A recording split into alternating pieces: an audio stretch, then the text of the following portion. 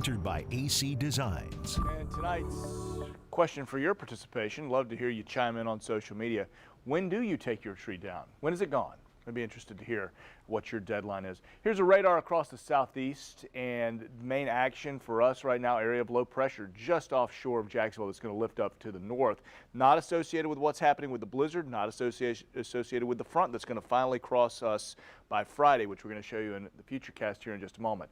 Definitely have the onshore flow, though, bringing some steady rain into Fernandina, Duval County, now just exiting St. Johns County, but they had plenty of rain in St. Johns through the day today. Had some folks asking, well, Lou, is it cold? Because it's cool out there. Is it cold enough to get any sort of snow?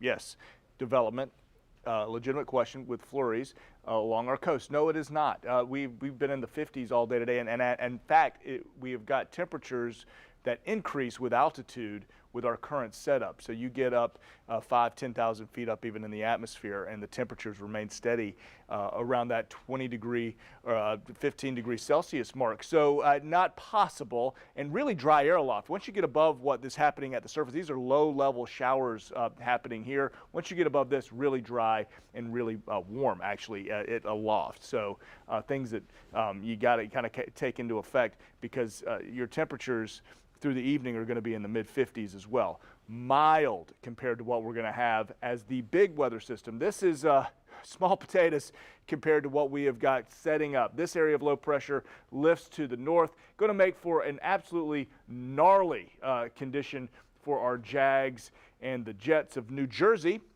By the way, and they're going to be in a slop fest. Hopefully that kind of plays to our favor, but you just never know when you got a bunch of rain.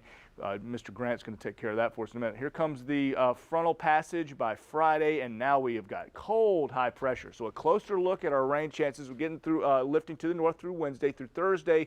We have got a morning of fog possible, and a low stratus deck. So keep that with our morning commute possible. Very, very spotty opportunity for a shower.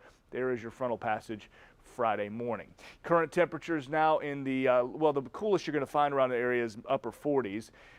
But we get through Thursday, Friday the front passes, and notice what happens. The bottom falls out during the day. So even with sunshine in the sky, it doesn't matter. The cold air is so strong that you'll notice the temperatures right around 10, 11 o'clock in the morning. From then on out, bottom falls out. So you'll see temperatures steadily falling to the mid-20s in Waycross by 8 o'clock, and at a freeze point by 8 o'clock here in Duval. And that's why we're going to have a hard freeze warning in effect. I anticipate they'll issue that here over the next day or two from the National Weather Service. That'll be several hours below the freeze point. So pets, pipes, plants. Near 70 degrees tomorrow if we get those peaks of sun and that stratus deck lifts. 68 out at the beach with that northwest wind at 25. Man, it's going to be blustery for Thursday out at the ocean. Notice what happens as we get to our Friday, though. The high temperature of 60 happens before sunrise. So this 60 degree, don't let it deceive you, because this is going to happen really probably while you're still asleep Friday morning. The low temperature is going to dip to around 32 degrees by late afternoon, evening, and then we get into what's happening for Christmas Eve. 42 is a high, 25. If we had moisture in the atmosphere, if we had any rain or precip, it certainly would be cold enough to snow. This is the coldest weather pattern that we're going to have for Duval and the First Coast in the last 7 years. So we are in a borderline historical sort of event, generational even, as we think it's been a decade or so since we've had the cold weather that we're going to have here over the Christmas weekend. So protect those folks who may be sensitive to the cold.